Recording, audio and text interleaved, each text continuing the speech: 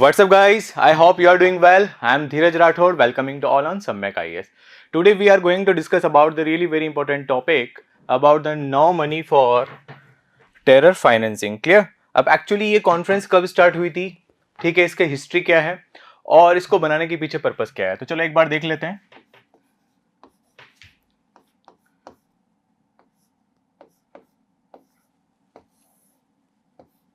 ये स्टार्ट हुई थी 2018 में. These conference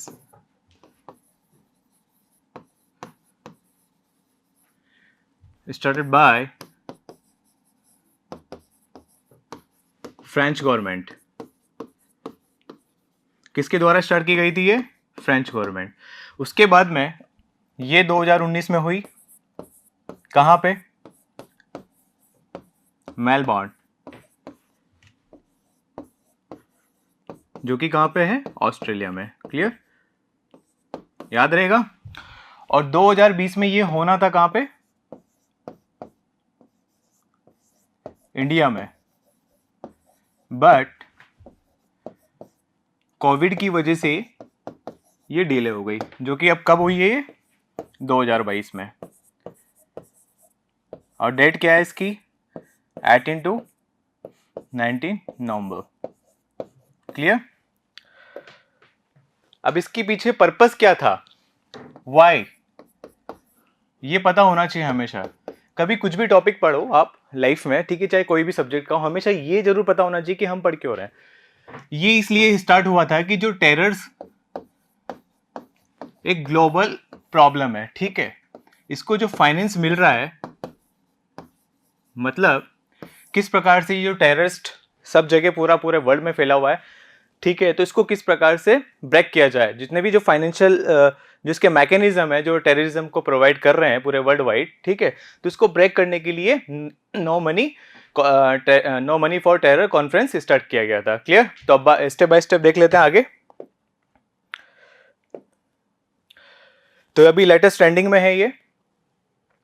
जो हमारे प्रधानमंत्री जी हैं, उन्होंने बिल्कुल क्लियर शब्दों में कह दिया कि जब तक यूनिफाइड एक एफर्ट्स नहीं होंगे तब तक कि इस प्रकार की जो ग्लोबल समस्या है टेररिज्म, इससे फाइट करना बहुत मुश्किल है. ठीक है, तो उन्होंने यहाँ पे क्या बातों पे जिक्र किया? पहला तो ये कि जो अफगानिस्तान में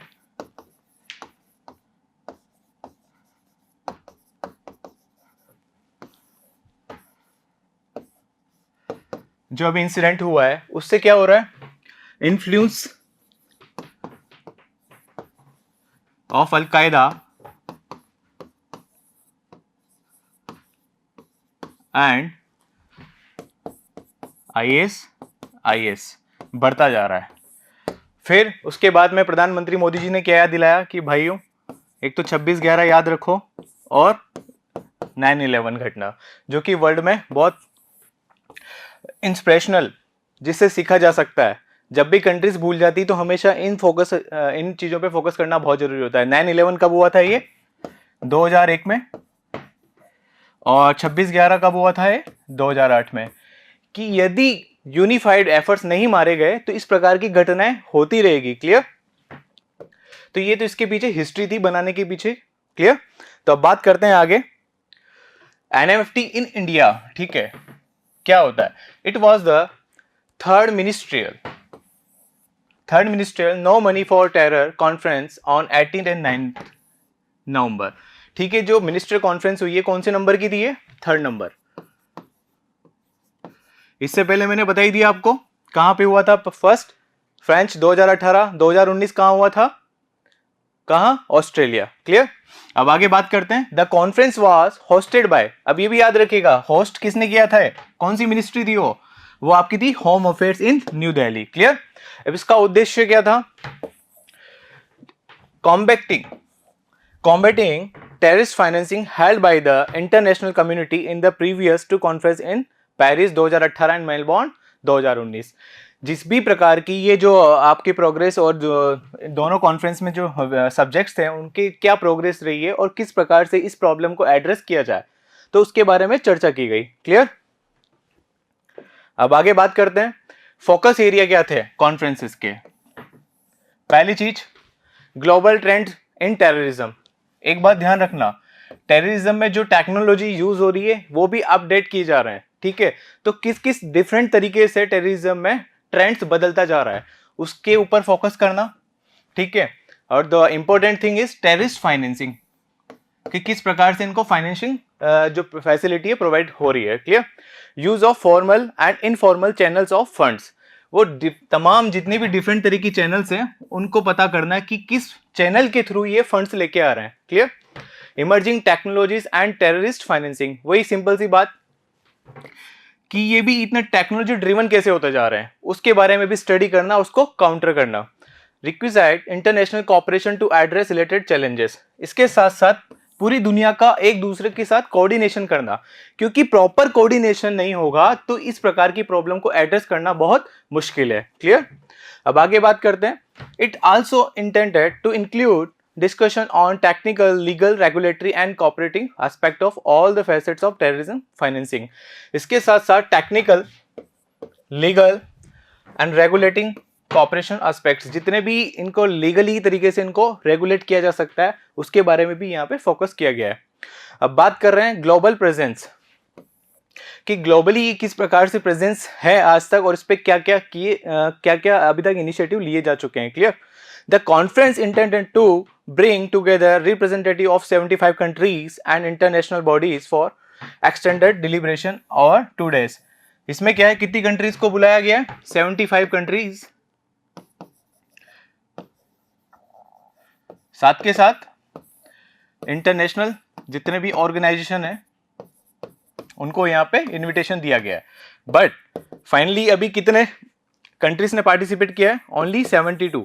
और कितने इंटरनेशनल ऑर्गेनाइजेशन ने पार्टिसिपेट किया है? ओनली 15। याद रहेगा ना। तो बात करते हैं अब आगे, India stand at the conference. अब इंडिया का क्या स्टैंड है यहाँ पे कॉन्फ्रेंस में? पहली चीज तो हमेशा इंडिया, आपको पता ही है किस चीज को टारगेट करती है, कि वो कंट्री जो टेररिस्ट को या टेररिज्म को एक फॉरेन पॉलिसी के तौर पे यूज करते हैं, क्लियर। तो स्टैंडिंग अगेंस्ट द नेशंस, उन्हीं कंट्रीज को क्वेश्चन मार्क लगाओ जो टेररिज्म को बढ़ावा दे रहे हैं, फाइनेंशियली सपोर्ट कर रहे हैं, पॉलिटिकली सपोर्ट कर रहे हैं और आइडियोलॉजिकली भी सपोर्ट कर रहे हैं, क्लियर। तो उनको खड़ा करना कि भाई साहब इनको कैसे भी करके सैंक्शन करो, इनको दुनिया से अलग करो। जब तक ये अलग नहीं होंगे तब तक ये सब चीजें होती रहेगी। पहले इनको कहीं जगह से ऑर्गेनाइजेशन, कहीं कंट्री से इनको एड मिलती थी, तो धीरे धीरे इनका आइसोलेशन बढ़ता गया, तो वो फाइनेंसिंग जो भी सिचुएशन है उनकी कमजोर होती गई। तो अब उनको भी पता लगा कि आइसोलेशन का मतलब होता क्या है, क्लियर। तो अब आगे बात करते हैं। ही एम्फेसाइज्ड का मतलब India emphasised that only a uniform, याद रखना, only a uniform, unified and zero tolerance policy defeat terrorism. ऐसा नहीं कि सिर्फ इंडिया के करने से ही सब कुछ काम होगा, पूरे वर्ल्ड को जितनी भी कंट्रीज हैं उनको एक साथ आके यूनिफाइड वे में जीरो टॉलरेंस पॉलिसी अपनानी पड़ेगी, तब जाके टेररिज्म के अगेंस्ट अपन खड़े हो सकते हैं। अदरवाइज वही प्रॉब्लम अगेन रिपीट होती रहेगी। स्टेट सपोर्ट ऑफ टेररिज्म, उन्हीं स्टेट्स को क्वेश्चन मार्क लगा देना जो कि टेररिज्म को डायरेक्टली और इनडायरेक्टली किसी ना किसी प्रकार से फाइनेंशियली सपोर्ट कर रहे हैं या अपनी टेरिटरी दे रहे हैं कि आप यहाँ आके आराम से काम करो। जो भी करते हैं आप समझ में आप आ ही रहा होगा आपको किसके अगेंस्ट में यहाँ बातचीत चल रही है, clear.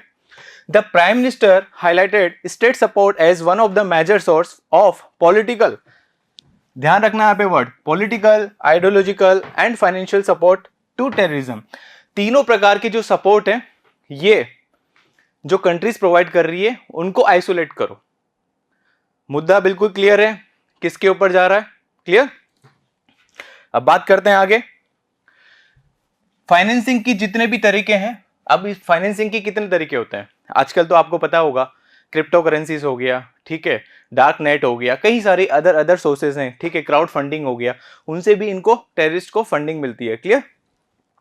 Global institution against terrorism, जितने भी ग्लोबल इंस्टीट्यूशन खड़े हुए हैं, चाहे FATF है, चाहे यूनाइटेड नेशन सिक्योरिटी काउंसिल में बात होती है, जितने भी ये ग्लोबल इंस्टीट्यूशन है उनके प्रॉपर्ली मैकेनिज्म के थ्रू ये सब चीजें सोल्व आउट हो रही कि नहीं हो रही है, इन सब चीजों के बारे में भी यहाँ डिस्कशन किया गया, clear. The prime minister stress that the United Nation Security Council, FATF, intelligence units and Egmont group are boosting cooperation in the prevention, detection and prosecution of illegal fund flow. सीधी बात है कि भाई साहब इनकी financial condition को आप break नहीं करोगे तब तक ये चीजों को एड्रेस नहीं किया जा सकता। क्योंकि क्या होता है, जब तक बैकबोन क्या होती है, इकोनॉमी तो होती है ना, जब तक उनकी फाइनेंशियली जो चैनल से उनको ब्रेक नहीं करोगे तब तक टेररिज्म को आप एड्रेस नहीं कर पाओगे, या उससे बिल्कुल आप निजात नहीं मिल पाएगी आपको। Impact on the local economy, अब लोकल इकोनॉमी पर टेररिज्म का कैसे इम्पैक्ट होता है? डेफिनेटली वहां के टूरिज्म और ट्रेड में, आपको पता ही है जम्मू एंड कश्मीर है तो बिल्कुल स्वर्ग, लेकिन वहां पे भी क्या होता है, टूरिज्म और ट्रेड बिल्कुल, क्योंकि वहां की इकोनॉमी चलती इससे है, लेकिन फिर भी इंपैक्टेड होती है ना, क्यों? क्योंकि टेररिज्म की जो घटनाएं सबसे ज्यादा वही होती है। क्लियर? तो अब बात करते हैं आगे, India's efforts in combating terrorism. चलो ये तो कॉन्फ्रेंस की बारे में बात हो गई। अब इंडिया ने कौन कौन से इसमें एफर्ट्स डाले हैं? पहली चीज, कॉन्स्टिट्यूशनल बैकिंग। कॉन्स्टिट्यूशनल बैकिंग का मतलब ऐसे कौन से फंडामेंटल राइट्स हैं या कौन से आर्टिकल्स हैं जो कि आपको बैकिंग करते हैं या कि आपको सपोर्ट करते हैं। तो यहां पे है article 21, right to life and personal liberty. Clear? आपको पता ही होना चाहिए, पॉलिटी पढ़ी होगी तो आपने। फिर उसके अलावा कौन कौन से एक्ट्स एंड एजेंसीज हैं? यूएपीए। यूएपीए का मतलब unlawful activities prevention amendment act 1967, ये भी टेररिस्ट एक्टिविटीज के लिए है। और ध्यान रखना, 26/11 का जो अटैक हुआ था 2008 में, उसके बाद में एनआईए, नेशनल इन्वेस्टिगेटिंग एजेंसी, जो कि properly terrorist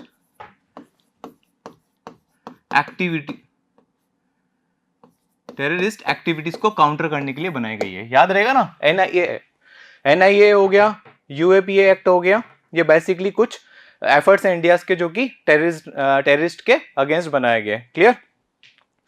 it is India's counter terrorist task force and is empowered to deal with terror related crimes and across states without special permission. इसको किसी प्रकार की कोई परमिशन नहीं चाहिए होती। किसको नहीं चाहिए होती? एनआईए को। किससे? स्टेट से। क्लियर? तो अब बात करते हैं आगे, policy of zero tolerance against terrorism. और ये पॉलिसी इंडिया वाले फॉलो करते ही हैं। कौन सी policy? Zero tolerance against terrorism. क्योंकि आप जीरो टॉलरेंस पॉलिसी फॉलो नहीं करेंगे तो सर ये घटनाएं बार बार होती रहेगी। क्लियर? तो बेसिकली क्या क्या काउंटर्स? पहली चीज, एनआईए बना, कब बना? 26/11 के अटैक के बाद में। Second, UAPA act, and the third one, policy of zero tolerance against terrorism. तो बेसिकली ये कॉम्बेटिंग मैकेनिज्म है। और ग्लोबल लेवल पे आपको पता ही है, यूनाइटेड नेशन सिक्योरिटी काउंसिल है, इसके साथ एफएटीएफ है। जो आपका एफएटीएफ जो है, ये तो है ही इलीगल जो फाइनेंशियल एक्टिविटीज हैं जो कि सपोर्ट करती है टेररिज्म को, उनको रोकने के लिए बनाया गया है। क्लियर? तो फिलहाल आज के लिए इतना ही। आपको किसी प्रकार का कोई डाउट है तो आप डायरेक्टली कमेंट कर सकते हैं। धन्यवाद। खुश रहिए, बिंदास रहिए, मस्त रहिए। Thank you very much.